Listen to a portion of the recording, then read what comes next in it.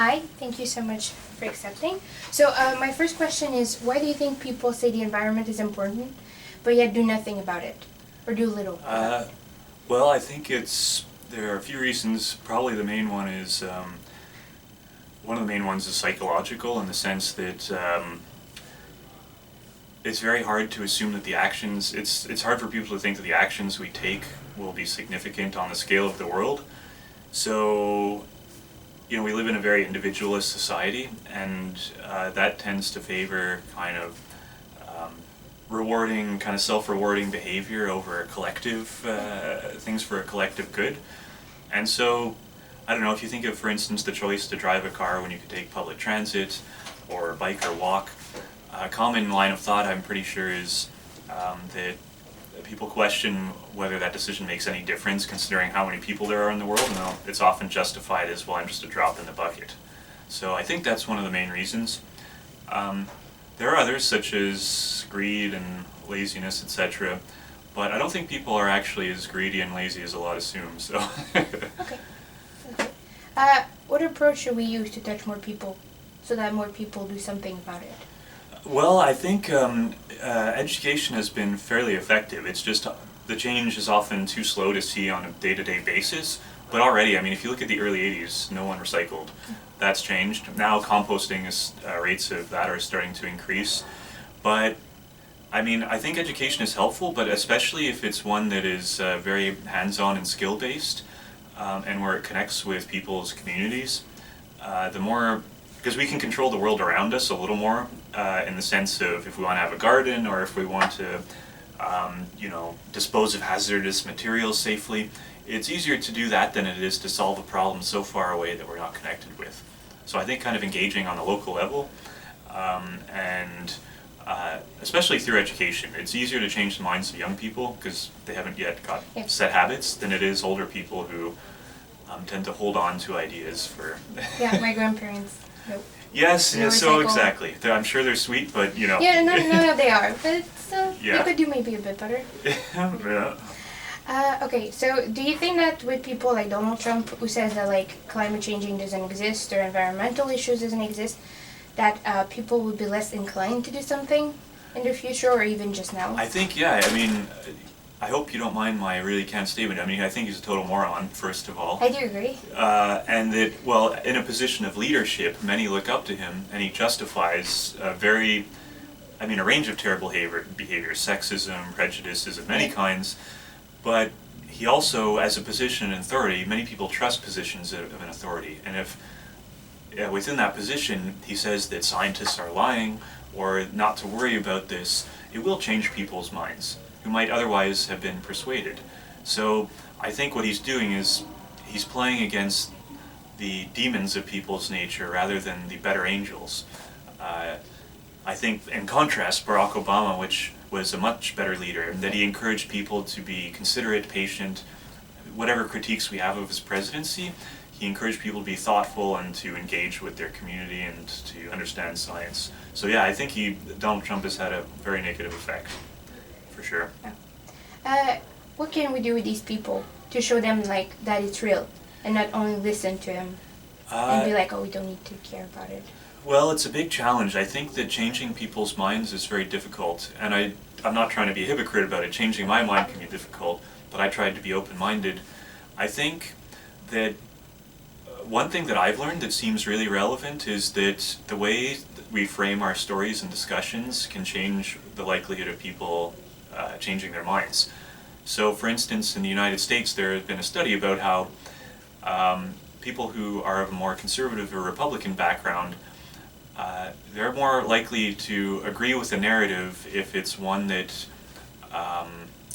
is kind of hopeful and that is constructive. And so if you take an issue like climate change, it may be that constantly discussing it is only with all of the terrible things that can happen. I mean, those things are real and they're important, but for some, if they maybe can't see how, if they could be more aware of how it could benefit them economically, socially, the environment, etc., then those using the carrot instead of the stick might be a good strategy. I think increasing conversation between people is really essential as well.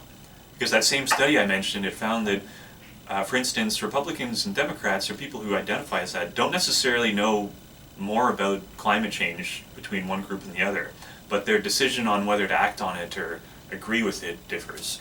So I don't see it entirely as a matter of just giving people facts, but more about thinking of how to frame stories and challenges we try to solve. Yeah. Going on with that, do you think that the media should talk more about it? Because we seem to only hear about it when disaster happen or when all the government get together to discuss it. Well, for sure. I think through social media and the internet, etc., there are new places where it's being discussed more often. I think in the most mainstream and still popular sources on cable news, it could be discussed more. But your point about often only hearing about when bad things happen is part of the key, because I think people feel often only pessimistic about the environment because we only hear about oil spills, disasters, etc. But there have been actually many great successes in terms of species that were almost extinct that are now healthy. The air quality in Montreal is much better than it was 50 years ago. The water quality, I mean, when I was a kid, Lac St. Louis used to be called Lac St. Pooey. Okay. And now there's a water filtration system. It could be improved, but still, the often positive changes are, people are less aware of them. So I think that showing that there has been successes would be likely to remove some of the pessimism and probably increase action. Yeah. Why do you think the environment doesn't touch more people when we can clearly see the changes? Like, it's been raining constantly for like 3 weeks, or I mean, last week we still had to wear a coat in May when it's supposed to be like in the 20s or something. Oh, I see. Well, I think part of the challenge is, so you're thinking specifically about climate change? Yeah, more so. Well, I think part of the challenge is that as we walk through the world, we live within a very small, biased, personal perspective, whereas a lot of these problems are ones that require an understanding that's broader than that. So if it's a hotter day than average, it would actually be wrong of me to say that's because of climate change. Okay. If it's colder than average, it would be wrong of me to say, it's proof there isn't climate change. What we need to look at in these situations are averages and probability, and overall over the course of a year and then many years, how things have changed. And so what we can see over a broad period of time is that on average the global temperature is higher. On average the amount of rainfall is lower in some areas, higher in others. But these aren't things that we could directly experience because they're too complicated just to see. So this is why we need science. And I think that's part of the reason it's easy to ignore it or deny it, is that it's a very abstract thing that can't just be directly experienced. Although, if hurricanes happen more often and a place is destroyed, people certainly experience that, What would you say is the biggest environmental issues we're facing? Well, the top two for me are climate change, and it's hard for me to put these in order, so they're not in order, but the other is species extinction. I think that one's often underappreciated because the rate of species extinction is much higher than it would be on its own. Species do go extinct naturally, but by some estimates it's between 10 and 1,000 times faster than usual. It's hard to estimate exactly, but those are the small and large range.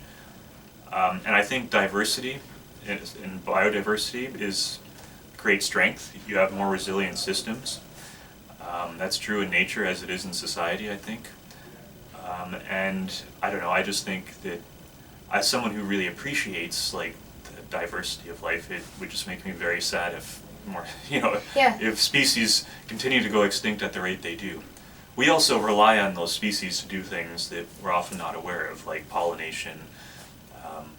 Trees prevent flooding, and they prevent soil erosion, etc. So climate change and biodiversity loss are the two biggest ones for me. Oh, but they go hand in hand, no? For sure. If more ice is melting, okay. Yeah, polar bears don't have habitats. The biomes shift as the climate changes, potentially too quickly for some species to adapt, for sure. What can we do in our everyday life to prevent a bit? Well, the two main things that I've heard and people disagree about which is more important, are one, you can think of yourself as a consumer and how to change that in terms of like using, buying organic or fair trade, or thinking about buying local. It's very complicated often to do the math and figure out how much something does help, but in principle these things I think are good. Or like, I would say just consuming a lot less when possible, reducing the amount of meat we eat, that sort of thing. But then what some people say is that being more politically engaged and getting our governments to implement systems such as public transit or carbon tax or whatever, some would say that's more important than what we do as individuals because it requires collective change. I don't know which is more important. I think they both are, but I would say those are the two main ways to engage now, is to politically advocate for the change we want, and to also think of in our lives how we can live in a lifestyle that's consistent with our values. Okay. And lastly, do you think it's too late to save our planet, or do you think it's still possible? Well, or to make it a bit better? I think I'll give a two-part. One is that I think the planet is stronger than us, so it would be more a matter of saving ourselves, although species extinction is a big, there are of course other species we're harming, but we depend on the planet more than it depends on us. I don't think it's too late. I don't know. I mean, some would say that we've passed thresholds for CO2 levels that mean this and that will happen, but no one knows the future, so I would say anyone who says it is too late is probably selling something, and I don't trust them. But I think it also gets to like just a basic aspect of the human condition. We don't know what the future holds, and so my view is we have to go forward with good faith. Whether or not we succeed in our goals, we should still try. If you think of great figures like civil rights leaders or etc., it's not like they said, obviously I'm about to overthrow the government or change the law, but they knew it was so valuable they would try anyway. And even if those people are exceptional and not everyone can, I'm not as impressive as that, I still should try and act in a way that's consistent with the change I want. Because I think what happens, what you're getting at, is people get very cynical and then they often withdraw and ignore problems because they think they're too big. But I think that actually just creates the problem that feeds into itself. Okay. Yeah. Well, thank you. That is all. My pleasure.